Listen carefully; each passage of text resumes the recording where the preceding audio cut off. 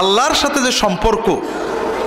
যে সম্পর্ক আমাদের জীবনের সবচেয়ে মজা, যে সম্পর্ক সবচেয়ে সহজ, যে সম্পর্ক কোনো জড়তা লাগে না, কোনো আর্টিফিশিয়ালিটি লাগে না, কোনো ভান ঢং লাগে না, যেটা মায়ের সাথে সন্তানের সম্পর্কের চেয়েও প্রিয়, সেই সম্পর্কটাকে গভীর থেকে গভীরতর করার জন্য আমাদের একটা দৃঢ় ইচ্ছা থাকতে হবে।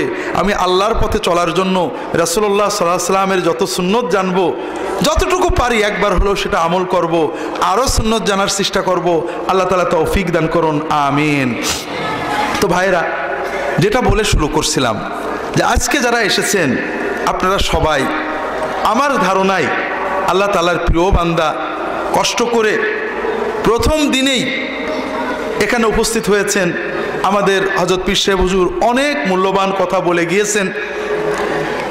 আমি একটা বিষয় আপনাদের সাথে আলাপ করব নিয়ত করছিলাম আসার আগে, সেটা হলো আল্লাহ তাআলার সাথে একটা বিজনেস। আমরা যত কাজ করি এর ভিতরে আল্লাহ তাআলার সাথে একটা ভালো বিজনেস আছে। এই বিজনেসটা করলে অনেক লাভ,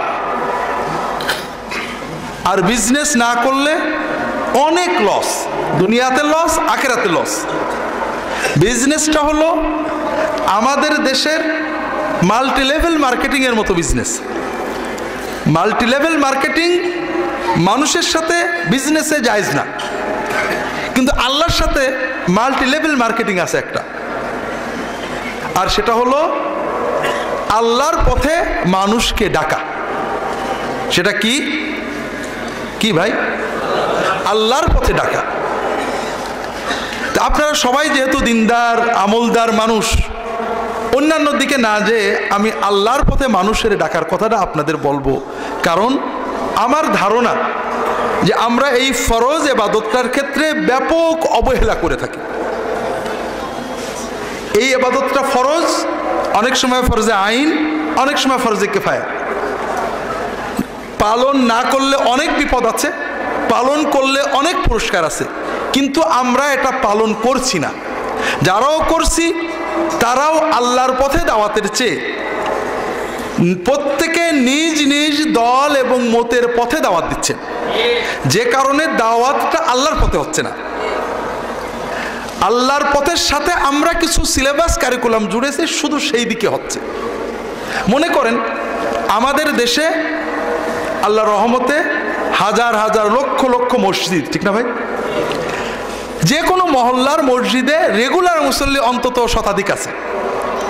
প্রত্যেক মুসল্লি যদি একদিনে একবার একজন বেনামাজিকে দাওয়াত দেয় যে ভাই চলেন না নামাজে যাই, এবং তার দাওয়াতে মাসে 5টা মানুষ নামাজি হয়, তাহলে কি আমাদের দেশে বেনামাজি থাকতো? কি মনে হয় আপনাদের? কেন থাকলো? ওই বেনামাজিরা যেদিন আল্লাহ তাআলার ফেরেশতারা তাদেরকে জাহান্নামে নেবে, ওরা আমাদের বিরুদ্ধে অভিযোগ করবে যে অমক হুজুর অমক নামাজি আমার দোকানে চা খেত, আমার দোকান থেকে বাজার করত, আমার পাশেই তার বাসা ফ্ল্যাট ছিল, আমার সাথে অনেক অনুষ্ঠানে দেখা সাক্ষাৎ হতো, কিন্তু নামাজ না পড়লে যে জাহান্নামে সত্যিই যেতে হবে এটা আমাকে তো তেমন করে বুঝায়নি কেউ।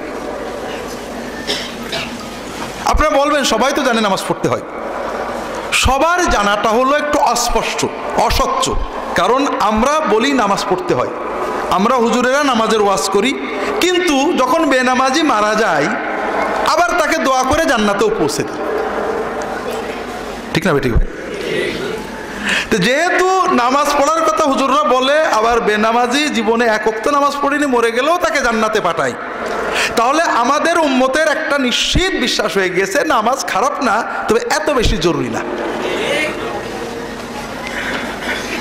অথচ নামাজের চেয়ে জরুরি জিনিস ইমানের পরে আর ইসলামে কিছুই নেই। আজকে নামাজের গুরুত্বের কথা বলবো না, কারণ আপনারা সবাই নামাজের গুরুত্ব জানেন। দুর্ভাগ্য ভাই, আমাদের আশেপাশে হাজার হাজার বেনামাজি, তাদের কাছে আমরা দাওয়াতটা দিইনি। দাওয়াত কিভাবে দেব? দাওয়াত দিলে কি হবে? রাসূলুল্লাহ সাল্লাল্লাহু আলাইহি ওয়াসাল্লাম কি বলেছেন, কোরআন কি বলে, বলার আগে ভুলে যাব এই ভয়তে একটা জরুরি কথা বলে রাখি। আমরা দাওয়াতের ক্ষেত্রে কিছু ভুল করি, সেটা হলো দাওয়াতের ক্ষেত্রে নামাজের দাওয়াত দেওয়ার আগে নামাজটাকে কঠিন করে ফেলি। রাসূলুল্লাহ সাল্লাল্লাহু আলাইহি ওয়াসাল্লাম তিনি সত্যিকারের দায়ীর যে চরিত্র আখলাক হওয়া উচিত তিনি মডেল করে দেখিয়েছেন। তিনি কেমন ছিলেন? কোনো মানুষ তার কাছে প্রশ্ন করতে ভয় পায়নি। যুবকেরা, তিনি ছিলেন যুব বান্ধব, যুবকেরা তার কাছে সহজেই প্রশ্ন করতে পারত। আমরা হুজুরেরা খুব গাম্ভীর্য, হাইবার। রাসূলুল্লাহ সাল্লাল্লাহু আলাইহি ওয়াসাল্লামের প্রতিটি কাজে পজিটিভ ছিলেন। মানুষের ভুলটা বিচার না করে ভালোটা বিচার করতেন। এক যুবক ছেলে মসজিদে ঢুকেছে, ঢুকে দেখে রাসূলুল্লাহ সাল্লাল্লাহু আলাইহি ওয়াসাল্লাম রুকু দিয়ে দিয়েছেন জামাতে। আমরা বাংলাদেশের মানুষ যখন এরকম ঘটে, মসজিদে যেয়ে দেখি ইমাম সাহেব রুকু দিয়েছেন, তখন আমরা কি করি? দৌড় দিই, দৌড়ে যেয়ে কাতারে দাঁড়াই। আর যদি কাতারে দাঁড়ানোর আগেই ইমাম সাহেব উঠে পড়ে, আমরা হার্ড ব্রেক করে দাঁড়িয়ে পড়ি। এই দৌড়ানো এবং ব্রেক করা দুটোই নাজেজ কাজ, গুনাহের কাজ। রাসূলুল্লাহ সাল্লাল্লাহু আলাইহি ওয়াসাল্লাম বলছেন, ইদা উকিমাতিস সালাতু ফামশু ইলাইহা ওয়া আলাইকুমুস সাকিনাতু ওয়াল ওয়াকার। নামাজ যদি একামত হয়েও যায়, তোমরা নামাজে হেঁটে যাবে, তোমাদের অন্তর শান্ত থাকবে আর হাঁটাটা গাম্ভীর্যের সাথে হবে। কারণ কি? কারণ হলো তুমি যখন মসজিদে নামাজের নিয়তে বাড়ির দরজা খুলে বেরিয়েছো, তখন থেকেই তুমি নামাজে রয়েছো, তোমার নামে নামাজের সব লেখা হচ্ছে। মসজিদে যদি যে দেখো, অন্য হাদিসের রাসূল বলছেন যে জামাত হয়ে গেছে, তবুও তুমি পূর্ণ সওয়াব পাবে। আবার মসজিদে যে রুকুতে ইমামকে না পেলে দাঁড়িয়ে থাকা, এটাও না, মাকরুহ কাজ, গুনাহের কাজ। কারণ রুকু না পেলে রাকাতটা পেলেন না, কিন্তু আপনি যদি ইমামের সাথে একটা সেজদাও পান, আপনি একটা সেজদার সওয়াব পেয়ে যাবেন। আর কবরে যাওয়ার পরে আমরা দেখব যে আল্লাহর জন্য একটা সাজদা দেওয়ার দাম দুনিয়ার সব কিছুর চেয়ে বেশি। তো যাই হোক, ওই যুবক আর আমাদের মতো দৌড় না দিয়ে ওই দরজার কাছেই আল্লাহু আকবার রুকু বলে তাকবীর করে রুকুতে চলে গেছে, দরজার সামনেই রুকু দিয়েছে। এরপরে রুকু অবস্থায় হাঁটছে। খেয়াল করেন, কল্পনা করেন, রুকু অবস্থায় হাঁটতে হাঁটতে যে কাতারে দাঁড়াইছে। আমরা যদি কোনো মুসল্লিকে এরকম করতে দেখি, বইকে থব না, ঠিক না বেঠিক? রাসূলুল্লাহ সাল্লাল্লাহু আলাইহি ওয়াসাল্লামের সাহাবীরা তো বকেননি বটেই, ওই ছেলে মনের ভিতরে খটকা লাগছে, তাই তো কামটা করলাম ঠিক হলো কিনা, আগে রাসূলুল্লাহ সাল্লাল্লাহু আলাইহি ওয়াসাল্লামকে শুনে দেখি। তিনি যে জিজ্ঞাসা করছেন, ইয়া রাসূলুল্লাহ এরকম করছি, তিনি কি বললেন? জাদাকাল্লাহু হিরসান লা তাউদ। তোমার ভিতরে এই যে আগ্রহ জামাত ধরার, এটা খুব ভালো আগ্রহ বাবা, আমি দোয়া করি আল্লাহ তোমার আগ্রহ বাড়িয়ে দিক, কিন্তু তুমি এরকম আর করো না কিন্তু বাবা। খুব ভালো করে বোঝেন। আমরা কি বলতাম, তোমার নামাজ হয়নি, কে তোমাকে মসজিদে এসে বলেছে মুসলমান না আসে মসজিদে এসো কেন? রাসূলুল্লাহ সাল্লাল্লাহু আলাইহি ওয়াসাল্লাম প্রথমে তার পজিটিভ দিকটা নিলেন। সেটা কি? তার ভিতরে ভালো আগ্রহ, তার জন্য দোয়া করলেন। এরপরে বললেন যে এই রকম আর করো না, এমনকি বললেন না যে তোমার নামাজ হয়নি। কথা বুঝতে পেরেছেন? আমরা মানুষকে দাওয়াত দেওয়ার ক্ষেত্রে এই জিনিসটা খুব ভালো করে মনে রাখতে হবে। প্রতিটি মানুষের ভিতরে ভালো আছে, তার ভালোটাকে আহত করেন না, ভালোটাকে প্রশংসা করে আরো ভালোর দিকে ডাকেন। মানুষকে ভালোবাসতে হবে। আপনি তো ওকে ঘৃণা করেন, ও নামাজ পড়ে না, ও একদম বাজে লোক, এই নামাজ পড়ে না তুই কিসের মুসলমান, ওর ভিতরে আরো অহংবোধ জাগিয়ে দেন। কিন্তু ওকে তো ভালোবাসতে হবে। ও জাহান্নামে যাবে, এজন্য আপনার জ্বলনি থাকতে হবে। রাসূলুল্লাহ সাল্লাল্লাহু আলাইহি ওয়াসাল্লামের যেমন জ্বলনি ছিল, লাআল্লাকা বাখিউন নাফসাক আল্লা ইউমিনু বিহাযাল হাদিসে আসাফ। কাফেররা ঈমান আনছে না, জাহান্নামে চলে যাচ্ছে, এই জন্য তার অন্তরে ব্যথা বেদনায় ফেটে যাচ্ছে।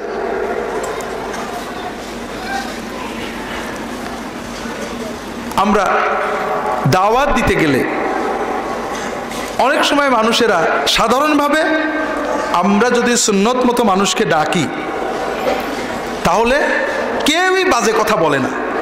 আমাদের সমাজে এখনো এমন মানুষ বলতে গেলে নেই যে ভাই চলেন না নামাজে যাই, ভাই চলেন না ওয়াজে যাই, বলে আরে ধর কিসের নামাজ, এরকম হাজারো একটা পাওয়া যায় না। সে বলবে না ছেলে ভাই কাপড় ঠিক নেই, ভাই ইনশাল্লাহ পরে যাবো, ভাই এখন একটু অসুবিধা আছে, অজুহাত দিয়ে চলে যাবে, কিন্তু খারাপ কথা বলবে না। কিন্তু আপনি এই যে কথাটা বললেন, শুধু কথাটা বললেন, এর জন্য কি হলো? আমরুম বিল মারুফ সাদাকা ওয়া নাহয়ুন আনিল মুনকার সাদাকা। আপনি এই কথা বলার সঙ্গে সঙ্গে ও মানুক আর না মানুক আপনার আমলনামায় বিরাট সৎকার সওয়াব লেখা হয়ে গেল। আর ও যদি কোনোভাবে ভালো হয়, মান দাআ ইলা হুদান কানা লাহু মিছলা উজুরি মান তাবিআহু মান আমিলা বিহি মিন গায়রি আন ইউনতাকাসা মিন উজুরিহিম শাই। কেউ যদি একটু ভালো দাওয়াত দেয়, ভালো কথা বলে, ভালো কাজের কথা বলে, এই কাজে এই দাওয়াতে ভালো হবে যত মানুষ, যত নেকামল করবে তাদের ওসিলায় যত মানুষ ভালো হবে, যত নেকামল করবে সকলের সমান 100% সমান সওয়াব ওই ব্যক্তির আমলনামায় লেখা হবে। তো ভাইরা, অনেক সময় লোকেরা কথা শোনে না, আচ্ছা ভাই কাল যাব, পরশু যাব, অনেক সময় বাজে কথাও হয়তো বলুক। আমি আপনাদের বলেছি কিনা মনে নেই, আমাদের দেশে MLM কোম্পানিগুলোর এবং ইন্স্যুরেন্স কোম্পানিগুলোর এজেন্ট আছে, জানেন তো? ওরা আমাদের কাছে আসে, আমাদের কাছে এসে যখন জিজ্ঞাসা করে ভাই আপনি কি ইন্স্যুরেন্স করেছেন, যদি আমি বলি করেছি, তখন ও খুশি হয় না বেজার হয়? হ্যাঁ, ও বেজার হয়, কারণ ও জানে আমাকে আরো কাস্টমার হিসেবে। হ্যাঁ, আর যখন বলি যে না তো ভাই, তখন ও খুশি হয় না বেজার হয়? খুশি হয়। হওয়ার পরেও আপনাকে ওর কোম্পানির অনেক প্রশংসা করে। আপনি যদি বলেন আরে ভাই তো এগুলো জানি সব চিটারি, ও কি রাগ করে? রাগ করে কেন? ওর রাগ নেই? আছে, ওর রাগ আছে, জেদ আছে, কিন্তু ও রাগ করে না কেন? ব্যবসার স্বার্থে, ওর একটা বিজনেস আছে। ও জানে 10 বার ঘুরে 50 বার ঘুরে 100টা গাল শুনেও যদিও আপনাকে কোনো রকমে ঢুকাতে পারে, তাহলে আপনার সব কমিশনটাও পাবে। ঠিক আছে না? আমরা যদি একটু এই কমিশনের চিন্তা করে আল্লাহর সাথে বিজনেস করতাম, তাহলে আমাদের রাগ হতো না। আমরা যখন কোনো লোকটা জানবো যে নামাজ পড়ে, তার চেয়ে বেশি খুশি হবো যখন দেখবো নামাজ পড়ে না, আল্লাহ একটা কাস্টমার পাইছি, আল্লাহ এই কাস্টমারকে আল্লাহ আমি নেবো, আল্লাহ আমার হাতে ওকে মসজিদে ঢুকায়ও, আর কেউ যেন না নিতে পারে, তাহলে আমি ওর কারণে জান্নাত পাবো। ও যখন আমাকে রাগ করবে আমি খুশি হব, আলহামদুলিল্লাহ আমার বাড়ছে, ওকে তেলায় তুলায় কোনো রকম মসজিদে নিলেই আমার বিজনেসটা আমার রবের সাথে, মালিকের সাথে সফল হয়ে গেল। ঠিক না ভাই? হ্যাঁ, জোকের মতো আমি অনেক জায়গায় বলেছি, মনে পড়ে বলে এই প্রসঙ্গে, আমরা যখন আলেমে পড়তাম তখন আমার প্রতিবেশী একজন কিষান রাখলেন তার জমিগুলো চাষ করতে।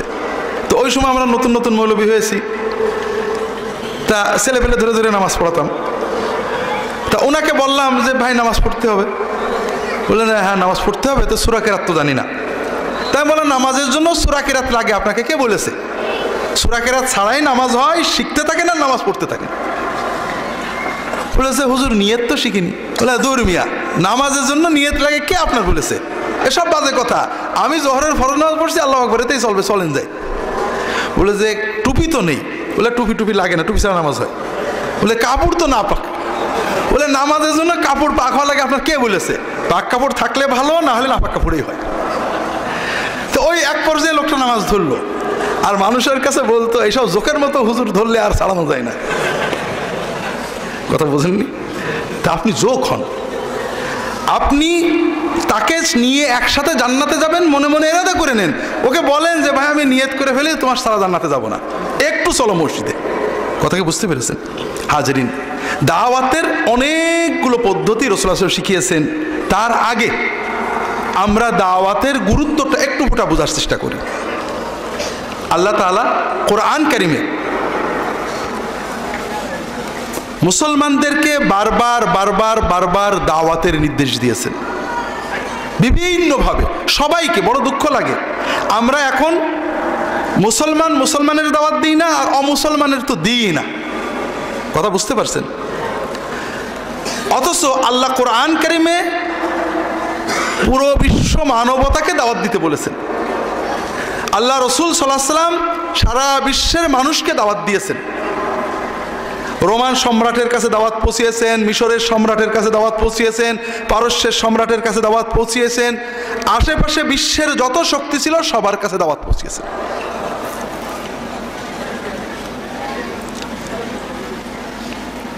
এবারে হজে আমাদের যে বিল্ডিং, তার পাশের বিল্ডিংয়ে ছিল মায়ানমার হজ গ্রুপ। এরা বার্মা থেকে হজে আসছে, এরা অরিজিনাল বার্মিজ, রোহিঙ্গা না। তা আমার সাথে এক হাজি, তিনি বলছেন যে আল্লাহু আকবার, আল্লাহর দিনের দায়রা ওই বার্মার ওই পাহাড় পর্বত ভেদ করেও চলে গেছিলেন। তা আলহামদুলিল্লাহ, সাহাবীদের পরে তাবেইন, তাবে তাবেইন, অন্যরা চলে গিয়েছেন, দূর দূরান্তে যাওয়া লাগেনি। অনেক সময় না বুঝে মুসলমানের ছেলেরাও বলে যে ইসলাম তরবারি দিয়ে প্রচার হয়েছে, অথবা কেউ বলে ইসলাম হানাহানির ধর্ম, মারামারির ধর্ম। আবার কেউ আর একটু বাড়িয়ে বলে দুনিয়ায় যত খুনোখুনি মারামারি ধর্মের কারণে হয়েছে। তা আমি বলছি, একজন বলছে, তা বলুন ভাই, এই দুনিয়াতে সবচেয়ে বড় যুদ্ধ, সবচেয়ে বড় যুদ্ধ যেখানে লক্ষ লক্ষ মানুষ মরেছে, সেগুলো কি? হ্যাঁ, প্রথম বিশ্বযুদ্ধ। এটা কোন ধর্মের কারণে হয়েছে? ধর্মের কারণে হয়েছে। হ্যাঁ, আচ্ছা, এই যে ভিয়েতনামের সাথে কম্বোডিয়া এবং চীন, এই দেশগুলোর যে যুদ্ধ, লক্ষ লক্ষ মানুষ মরেছে, এটা কোন ধর্মের কারণে হয়েছে? হ্যাঁ, এটা কমিউনিজম ধর্মের কারণে হয়েছে। এরাও কমিউনিস্ট, ওরাও কমিউনিস্ট। কমিউনিজম একজন আরেকজনের দখল করার জন্য হয়েছে। কখনো গণতন্ত্র ধর্মের নামে হয়েছে, কখনো সভ্যতা ধর্মের নামে হয়েছে, কখনো কমিউনিজম সমাজতন্ত্র ধর্মের নামে হয়েছে। ধর্মের নামে যুদ্ধ মানুষ করেছে, ধর্মের অপব্যবহার হয়েছে। তবে অন্যান্য সকল অপব্যবহার, গণতন্ত্রের অপব্যবহার, সমাজতন্ত্রের অপব্যবহার, কি বলে মানবতার অপব্যবহার, সেমিটিজমের অপব্যবহার, অ্যান্টিসেমিটিজমের অপব্যবহার, এর কারণে যত কোটি মানুষ মরেছে, সারা বিশ্বের সব ধর্মের নামে লড়াই করেও অত মানুষ মরেনি। এরপরে আসলো ইসলাম ধর্মের কথা। আজকাল অনেক আগেই 1978 সালে আমেরিকায় খ্রিস্টান মিশনারিদের একটা সম্মেলন হয়, north American conference on Muslim evangelization, মুসলমানদের খ্রিস্টান করার ব্যাপারে উত্তর আমেরিকার মহাসম্মেলন। এখানে তারা সিদ্ধান্ত নেন আগামী অর্ধ শতাব্দীর ভিতরে বাংলাদেশ এবং আরও কয়েকটা মুসলমান দেশকে খ্রিস্টান মেজরিটি দেশে পরিণত করবেন, এবং তাদের ঘোষিত লক্ষ্য হলো 2015-এর ভিতরে, আর কতদিন আছে, 2015-এর ভিতরে বাংলাদেশে অন্তত 5 কোটি মানুষ মুসলমান খ্রিস্টান হবে। এবং তারা সেই টার্গেটে এগিয়ে যাচ্ছেন খুব দ্রুতই। কারণ আমরা মুসলমানেরা বর্তমানে অন্য অনেক বিষয় নিয়ে ব্যস্ত। আমি মাঝে মাঝে আলেম এবং আমাদের রাজনীতিবিদদের তুলনা করি।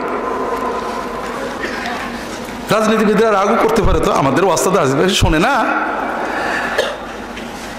আমাদের দেশ বাংলাদেশ আর জাপান, কোরিয়া, মালয়েশিয়া, এই জাতীয় দেশগুলো সবই দরিদ্র ছিল।